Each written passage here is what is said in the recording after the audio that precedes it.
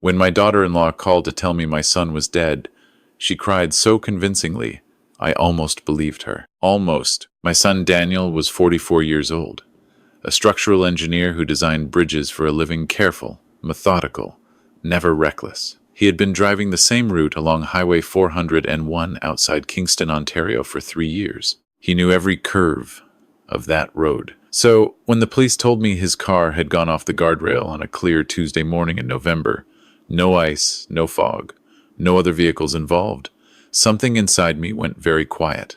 Not the quiet of grief. The quiet of a man who spent 32 years as a fraud investigator for the Canada Revenue Agency, learning to recognize when a story has a hole in it. His wife, I'll call her my daughter-in-law, because she stopped being anything else to me that morning, was already at my front door in Napanee before the police even left. Tear-streaked, arms open, calling me Dad the way she always did. She moved through my kitchen making tea like she owned the place.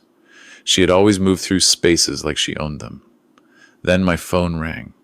I didn't recognize the number, but I answered it the way you answer everything when your son has just died, hoping somehow it's a mistake, that someone is about to tell you it wasn't him. It wasn't a mistake. It was Margaret Okafor, Daniel's project manager at the engineering firm in Kingston. Her voice was careful, controlled, the voice of someone who had rehearsed what they were about to say. Miss Holt, I need you to come to the office. Alone. Don't bring your daughter-in-law. A pause. There's something you need to see, and I think you may be in more danger than you realize. I looked across my kitchen at my daughter-in-law, wrapping her hands around a mug of my tea, dabbing her eyes with my dish towel, performing grief with the dedication of a woman who had been practicing. I told Margaret I'd be there in the morning. That night I did not sleep. I sat in the dark of my living room with the police report they'd given me, reading it the way I used to read financial statements when something felt wrong but I couldn't yet say why. The report noted the vehicle had sustained catastrophic brake failure. The car had gone through the guardrail at high speed, on a straight section of highway, which made no mechanical sense unless something had failed completely and suddenly. Daniel had his vehicle serviced. I knew because he'd texted me about it 3 weeks earlier, complaining good-naturedly about the bill. Full brake job, rotors, pads, fluid flush. The shop was a place called Rito Auto on Division Street that he'd used for years. Brake systems that have just been fully serviced do not fail catastrophically on their own 3 weeks later. That thought sat in my chest like a stone. My daughter-in-law had gone upstairs to the guest room around 10, saying she didn't want to be alone in the house she'd shared with Daniel. I'd said, of course, because I was still pretending. I am good at pretending. 32 years catching people who thought they were smarter than they were had taught me that the most powerful thing you can do is let someone believe they're winning. I heard her upstairs on her phone, not crying, talking. Her voice low but animated, nothing like the broken woman who'd sat across my kitchen table. I couldn't make out words, but I didn't need to. I already knew what kind of conversation sounds like grief, and what kind sounds like planning. Margaret Okafor met me at the firm's offices on Princess Street at 8 the next morning, before anyone else arrived. She was a compact woman in her 50s, the kind of person who measures every word before spending it. She locked the door behind me and led me to a small boardroom. There was a folder on the table and a laptop already open. Daniel came to me 6 weeks ago, she said. She didn't sit. He was frightened. He didn't say that word, but I know what frightened looks like in someone who is usually calm. He asked me to hold something for him. He said if anything happened to him, I should give it to you, not to his wife, only to you. She slid the folder across the table. Inside were bank statements, joint account statements that Daniel had apparently printed and annotated in his careful draftsman's handwriting. Withdrawals circled in red. Over 7 months, nearly $38,000 had left their joint accounts in increments that ranged from $800 to $3,000 at a time, always under the threshold that would trigger an automatic review, always to the same recipient. The notation simply read, K. Merritt. There was also a handwritten note from Daniel. I recognized his printing immediately, that architectural precision he'd had since he was a boy. She says it's debt from before we married. I checked. There is no debt. No credit cards, no loans in that name. Where is this money going? Who is K. Merritt? Beneath the note, a life insurance policy. $800,000. Daniel's signature at the bottom, dated 4 months before he died. His handwriting looked nothing like the careful printing in his note. It looked like someone had traced his signature from something else. Margaret sat down across from me. He told me he was going to confront her. I told him to wait, to document more first. He said he was running out of time. She pressed her lips together. I think he meant that literally. I drove home along the 401, the same highway where my son had died. I drove slowly, which I never do. I looked at the guardrail. I thought about a brake system that had been certified safe 3 weeks before it catastrophically failed on a clear, dry morning. My daughter-in-law had made breakfast. Eggs, toast, fresh coffee from the good beans she'd brought herself because she'd always said mine were too mild. She smiled when I came in. Warm, concerned. She asked if I'd slept. She mentioned that we should think about the arrangements for the estate soon. Nothing pressing, just practical. She used the phrase our future, and I noticed she included herself in it without thinking to ask if she belonged there. You're right, I said.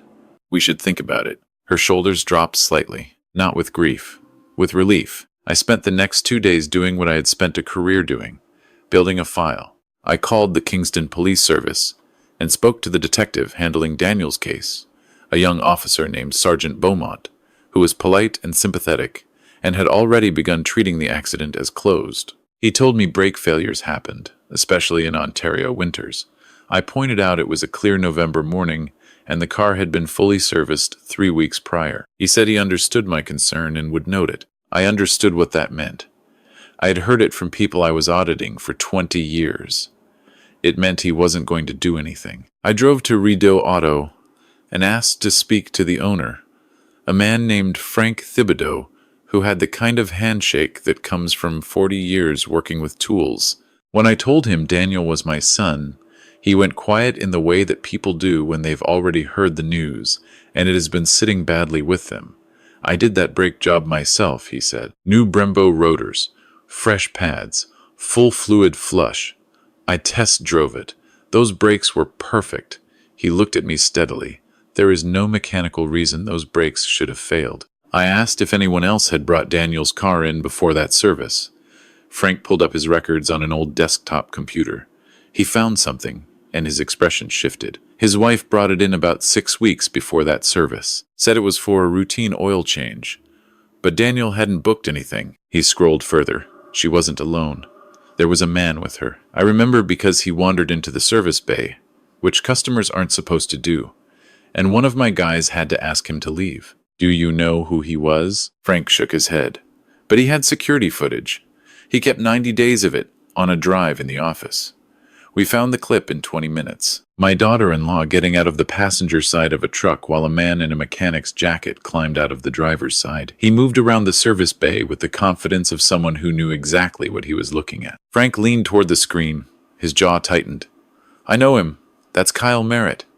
He used to do brake and suspension work at a shop over in Belleville. Got fired 2 years ago for pulling parts off customer vehicles and replacing them with used ones. Guy knew brake systems inside and out. Hey, Merritt. I drove home with Frank's printed screenshots in a folder on the passenger seat, and the name Kyle Merritt written in my notebook 3 times, underlined. My daughter-in-law had rearranged my living room while I was gone, just slightly. A chair moved closer to her preferred spot on the sofa, her things accumulating on the side table. Small acts of occupation. She mentioned over dinner that the property in Napanee was probably too large for one person, and had I thought about downsizing? There were lovely retirement communities in the area, well-run, full amenities, and the house could sell for a good number in this market. Maybe 600,000, she said, helping herself to more of the pasta she'd cooked. It's a seller's market. You'd have real security. That's something to think about, I said. She smiled. I just want you to be taken care of, Dad. That's all. I nodded and said nothing, and thought about the $38,000 and the life insurance policy with my son's forged signature and a fired mechanic named Kyle Merritt, who knew how to make brake failures look like accidents. That night I called an old colleague from my CRA days, a woman named Patricia Beausoleil, who had left the agency and opened a forensic accounting practice in Ottawa. I explained what I had without explaining all of it, She agreed to start immediately. 2 days later, I contacted a private investigator, a retired OPP officer named Robert Desmarais, who operated out of Kingston. We met at a Tim Hortons on Bath Road, neutral ground. He listened without interrupting while I laid out the timeline. When I finished, he looked at me across the table and said, "You've already done half the work." I gave him Kyle Merritt's name and a photograph from the security footage. I told him I needed to know the nature and extent of his relationship with my daughter-in-law, and I needed it documented legally, audio and photograph, whatever Ontario's privacy legislation permitted. The retainer was $2,000. I wrote the check without hesitation. For the next 10 days, I played the role of a grieving, slightly confused old man with more focus than I had brought to anything in years. At home, my daughter-in-law escalated slowly and steadily. She brought printouts from real estate listings. She mentioned a financial advisor she thought I should meet with, someone who could help me restructure after Daniel's estate settled. She asked gently whether I had updated my own will recently, since these things were so important to have in order. She placed her hand over mine when she said it. I told her I'd been meaning to do that it was all so overwhelming, that I was grateful she was there to help.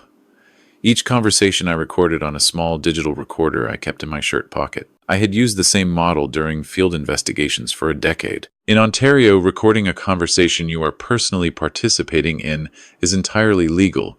I understood this. She did not seem to. Robert's reports arrived by encrypted email every 2 days. Surveillance confirmed regular meetings between my daughter-in-law and Kyle Merritt, 3 times a week, at a motel outside Napanee, off the 401. They were not careful. People in the middle of a plan they believe is already working rarely are. On the 8th day, Robert obtained audio through a directional microphone positioned outside a ground-floor motel window. He sent me a voice note to warn me before he sent the file. I listened to it alone in my car, in my driveway with the engine off. Kyle Merritt's voice was flat and impatient. "The old man still hasn't signed anything. You said 2 weeks." My daughter-in-law's voice was measured, slightly annoyed. "He's processing. He's grieving. Give me a bit more time. He's almost ready to talk about the house." "What about the insurance? Has it come through yet?" "These things take time, Kyle. The policy was only 4 months old. They'll investigate a bit first. It's fine. It better be fine. I'm not sitting in Belleville waiting around forever. You'll get your half. Stop panicking." A pause. "He won't be a problem much longer." I sat in my driveway for a long time after the recording ended. The maple at the edge of my yard had gone completely bare. Daniel used to climb that tree when he was 8 years old, and I would stand below him pretending to be calm. I thought about that. I thought about the fact that my son had died alone on a November highway because the woman he had trusted with his life had arranged it with a man who knew how to sever a brake line and make it look like metal fatigue. I did not allow myself to feel that fully yet. There was still work to do. I called Patricia Beausoleil. She had been thorough, as I knew she would be. Over 18 months, $41,000 had left Daniel and my daughter-in-law's joint accounts. Transfers that had been disguised as household expenses, a new appliance, dental costs, a vehicle repair, none of which corresponded to any actual purchase Patricia could trace. All of it ending up in accounts linked to Kyle Merritt. Then Patricia said, "There's something else." She had found email correspondence. My daughter-in-law had used a personal email account linked to a loyalty program, the kind of digital paper trail that people forget they leave. Kyle had used his own account carelessly. Patricia had traced them through financial records connected to an online purchase made on Daniel's credit card, a purchase of automotive components, placed 4 months before his death. The emails were explicit. Kyle discussing specific parts, a brake line pressure adapter, a method of introducing a controlled failure point that would hold temporarily before giving way under highway speed. My daughter-in-law responding, "Make sure it looks like wear, not damage. It has to be an accident." A later message from Kyle. Timing? My daughter-in-law's reply, "After the policy goes through, not before. We need the full amount." And then, 2 weeks before Daniel died, a message from my daughter-in-law, Tuesday morning. He takes the 401 to Kingston, high-speed section near the exit.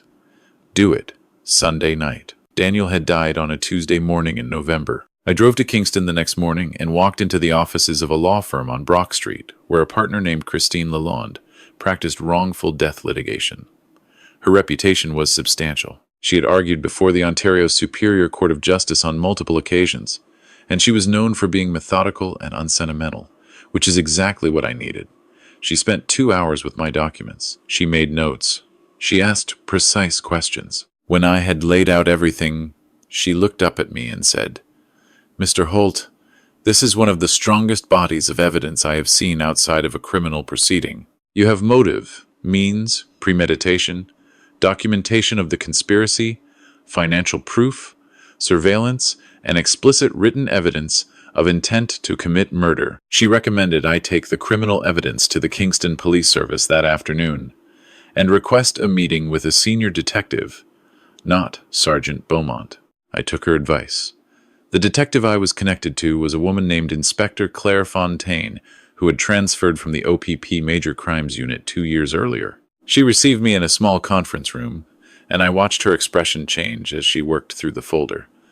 Not dramatically, just incrementally, the way a professional's face changes when they recognize something important. "The emails," she said, reading them carefully.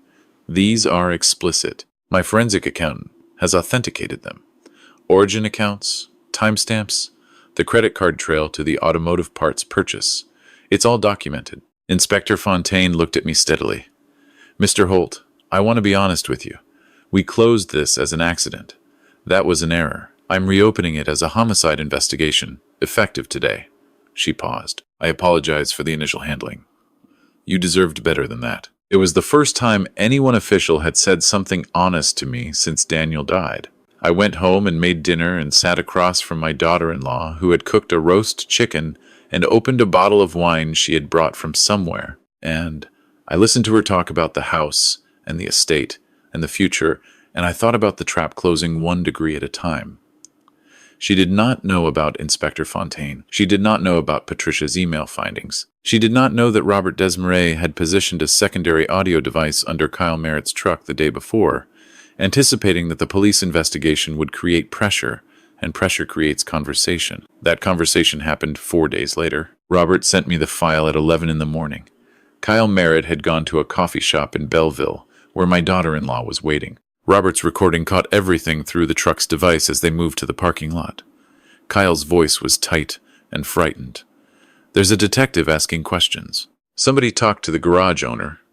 They're looking at the service records." My daughter-in-law, slower, more controlled. "Stay calm. There's nothing to find." I put the work in on a Sunday night, on a car parked in a residential street. Someone could have seen me. "No one saw you. You don't know that." His voice cracked. "I cut the line on your orders. You promised this would be clean. Now there's a detective." A pause. Then her voice. "Kyle, stop talking. I want to know when the insurance pays out. I want my half of that money. Keep your voice down. Tell me when I get paid." A long silence. Then, "The money isn't coming. The insurance company has flagged the policy. It's under review." Her voice had gone flat, emptied of its warmth. "We may have a problem." "What kind of problem?" "The kind where you don't panic, and you don't say another word to anyone. Can you manage that?" Robert had captured every word. More importantly, Kyle Merritt had just confirmed, on audio, that he had cut the brake line on her orders. My daughter-in-law had not denied it. I forwarded the file to Inspector Fontaine and Christine Lalonde within the hour. Fontaine moved quickly. Within 48 hours, she had obtained warrants for Kyle Merritt's phone records, his financial accounts, and his email. 2 officers brought him in for questioning on a Thursday morning. By that afternoon, faced with the email evidence, the financial trail, and the audio recording, his lawyer had contacted the Crown Attorney's office to discuss cooperation. Christine filed the civil wrongful death action the same day in Ontario Superior Court. We were claiming $2.2 million in damages, loss of companionship, financial dependency, emotional harm, and punitive damages designed to ensure my daughter-in-law received nothing. Christine also filed a formal challenge to the life insurance payout, submitting all evidence to Manulife with a legal opinion that under Ontario law, a beneficiary who participates in the murder of the insured is disqualified from the proceeds. Manulife suspended payment pending criminal investigation within 72 hours. My daughter-in-law did not know this yet. She was still at my house, still talking about the property, still asking casually about my own estate planning. One evening, she brought me a pamphlet for a retirement residence in Belleville that she said had a lovely river view and excellent healthcare support. She mentioned I might find it comforting, more manageable. She sat close to me on the sofa and said, very gently, that she just wanted me to be safe. I recorded all of it. 3 days before Inspector Fontaine planned to execute the arrest warrant, Kyle Merritt arrived at my daughter-in-law's car in a parking lot outside a grocery store in Napanee. Robert was already in position. The audio was remarkable in its clarity. Kyle had stopped pretending to be calm. They brought me in. They have the emails. They have the money trail. It's over. My daughter-in-law's voice was sharp, urgent. You talked to them? I didn't say anything, but they know. They know everything. A pause. We have to run. We're not running. Running confirms guilt. I sabotaged that car. I am guilty. His voice was shaking now. I did what you asked me to do. I modified the brake line exactly where you told me to, on exactly the night you told me to. I waited for the news. You called me crying and I knew it had worked. And now, stop talking. I want the money you promised me. I want out of this. In the background of the recording, faint and barely audible, my daughter-in-law said something that Robert's equipment just barely caught. There is no out. I sat in my study that evening with all of it laid out in front of me.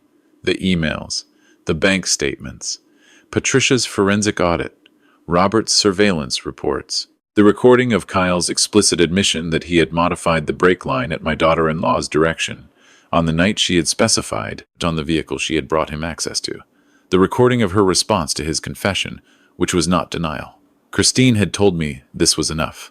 Inspector Fontaine had told me this was enough. I believed them both. I allowed myself, for exactly 1 minute, to think about Daniel. His voice on the phone 2 weeks before he died, calling to complain cheerfully about the brake job bill, telling me the car was finally running perfectly, saying he'd drive up to Napanee for Christmas and bring that wine I liked from the LCBO in Kingston. I had said I'd look forward to it. He had said, "See you then, Dad." I folded that memory carefully and put it somewhere I would not lose it. The warrant was executed at 6:15 on a Friday morning. I was awake. I had been awake since 4.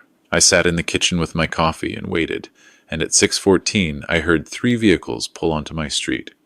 Inspector Fontaine came to the door herself. She nodded at me once. Then she called up my staircase in a clear, even voice and informed my daughter-in-law she was being detained for questioning in connection with the death of Daniel Holt, and that she had the right to retain and instruct counsel without delay. The footsteps on the stairs stopped. A long silence.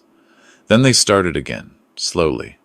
She appeared at the bottom of the stairs in the bathrobe she'd brought from Daniel's house, and for a fraction of a second I saw something real on her face. Not grief, not fear. Pure calculation flickering behind her eyes as she assessed the situation and understood it was finished. Then she looked at me. "You did this." Her voice was very quiet. "Daniel did this," I said. "He documented everything before he died. He knew, and he tried to tell me." The officers moved toward her. She didn't fight it. She went with a composure I found more disturbing than rage would have been. At the door, she turned once more, and I thought she was going to say something terrible. Instead, she said nothing. She looked at me for a long moment, and then she was gone. I stood at my window and watched the vehicles pull away. Then I sat down and drank my coffee, which had gone cold. The civil trial ran for 2 weeks in February, 5 months after Daniel's death. Christine Lalonde was precise and merciless in the way that she had promised she would be. Patricia Beausoleil testified about the financial fraud, $41,000 systematically stripped from my son's accounts, forged authorization on the insurance policy, a pattern of deception spanning nearly 2 years. Frank Thibodeau testified about the unauthorized service visit and identified Kyle Merritt from security footage. Robert Desmarais testified about his surveillance findings. The recordings were played in full. Kyle Merritt testified under his cooperation agreement with the Crown. He had accepted a plea to second-degree murder guilty, no trial, a minimum of 10 years before parole eligibility under Canada's criminal code. In exchange, he testified fully against my daughter-in-law. He described her approaching him a year before Daniel's death, how she'd proposed the plan with a thoroughness that had surprised even him, how she had researched the insurance policy timing, the route Daniel drove, the vulnerability of the braking system, how she had brought Daniel's car to Frank's shop specifically to give Kyle access to it for a preliminary inspection before the full brake service that would reset any evidence of prior interference, how she had told him to wait until after the policy anniversary to reduce scrutiny, how she had specified the night and the location and told him to ensure it looked like component failure. He said all of this without looking at her. She sat at the defense table with her lawyer, expressionless through all of it, until Kyle described the phone call she had made to him the morning of Daniel's death, when she confirmed the accident had been reported and that the plan had worked. Then something crossed her face that I had no name for. The jury deliberated for 6 hours. The verdict was for the plaintiff. Total damages of $1.9 million. My daughter-in-law and Kyle Merritt found jointly liable for the wrongful death of Daniel Holt. I did not feel triumph. I want to be honest about that because the story deserves honesty. I felt the particular exhaustion of a long thing that has finally ended. I felt that my son's death had been seen clearly, named correctly, assigned its proper weight in a formal proceeding before 12 citizens of this province who had listened carefully and decided that his life had mattered. That was what I had needed. I had not known that was what I needed until the foreman read the verdict, and I felt something in my chest release that I had been holding since November. The criminal sentencing followed 6 weeks later. My daughter-in-law had accepted a plea agreement on the advice of her counsel. First-degree murder, under the Criminal Code of Canada, carries a mandatory life sentence with no eligibility for parole for 25 years. The Crown had been prepared to take it to trial. She chose not to. The judge asked if she had anything to say before sentencing. She read from a prepared statement that she was sorry for the pain her actions had caused, that she had made terrible choices she could not undo, that she hoped in time there could be forgiveness. The judge let her finish. Then he said that the evidence presented in the civil proceeding, which he had reviewed thoroughly, demonstrated not an impulsive act, but a prolonged, methodical conspiracy that involved forging documents, deceiving a spouse over 18 months, arranging his murder for financial gain, and then engineering the theft of his remaining estate from his bereaved father. He said he found no basis for leniency. Life sentence. No parole eligibility for 25 years. The gavel came down. I watched them lead her out. Kyle Merritt had been sentenced the week before. Guilty plea to second-degree murder. Life sentence. Parole eligibility after 10 years. He had wept during his statement. He said he had no explanation that was adequate. He said he was sorry to me directly, looking at where I sat. I did not respond. I did not look away either. 2 days after the sentencing, Christine called to confirm that Manulife had formally voided the insurance claim. The $800,000 would not be paid to my daughter-in-law's estate. The provincial government had begun proceedings to seize her assets toward the civil judgment. She had killed my son for money she would never receive. Margaret Okafor came to see me that March, the first warm Saturday of the year, when the last of the snow was pulling back from the edges of my yard. We sat on the back porch with coffee, and she told me that the firm was naming a Structural Integrity Award after Daniel, given annually to the junior engineer who demonstrated the most rigorous commitment to precision and safety. She said his colleagues had proposed it unanimously. I managed to thank her. Later that afternoon, I drove to the cemetery in Napanee where Daniel was buried. The ground was soft from the thaw. His headstone was simple granite, the way he would have wanted things, nothing excessive. I stood there and told him what had happened. All of it, from Margaret's phone call to the sentencing. I told him about the emails he had found, that he had been right, that his instincts had been correct, that he had tried to protect himself and had not had enough time. I told him I wished he had called me sooner, and that I understood why he hadn't, and that I did not blame him for trusting the wrong person, because that is a deeply human failing, and he was a deeply human person, and I had loved him for all of it. I put my hand on the cold stone. "You tried to tell me," I said.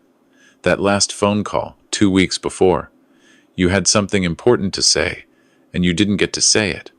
I know what it was now. I heard it eventually." The wind came off the fields to the south, carrying the cold, clean smell of early spring in eastern Ontario. I drove home along the highway, The same highway. I did not look away from it. I let myself drive it the way I would drive any road, because Daniel had driven it 1,000 times safely, and it was not the road that had taken him. That evening I sat in my living room with the lights on, and a glass of wine from a bottle Daniel had brought me 2 Christmases ago. A good Niagara Riesling he'd said I had to try, that I had kept in the back of the cupboard without opening. I opened it now. It was excellent. I drank 1 glass slowly and thought about him, not with the focused, cold intensity of the investigation, but the way you think about someone you loved when the war is over and there is finally room for it. He had been a careful man who built things meant to last. He had noticed things were wrong and documented them, because that is what careful people do. He had tried to protect himself, and he had tried to warn me, and the warning had arrived too late for him, and just in time for me. Justice in these situations is never a fair trade. I want to be clear about that. 25 years in a federal institution does not balance against my son's life. No number would. But it is the correct response of a society that takes seriously what it means to conspire to murder a person for money. It is the response that says his death was not nothing, that it was seen and named, and that those responsible will carry it for the rest of their lives, the way I will carry it for the rest of mine. The bottle said it would pair well with aged cheddar and mild dishes. Daniel had written on the gift tag, "Dad, stop drinking that cheap stuff. You've earned better. D." I raised the glass to the empty room. "You were right," I said. I had. If this story moved you, please subscribe to the channel and leave a comment below. To hear the next story, click on the video on your left. Thank you for being here.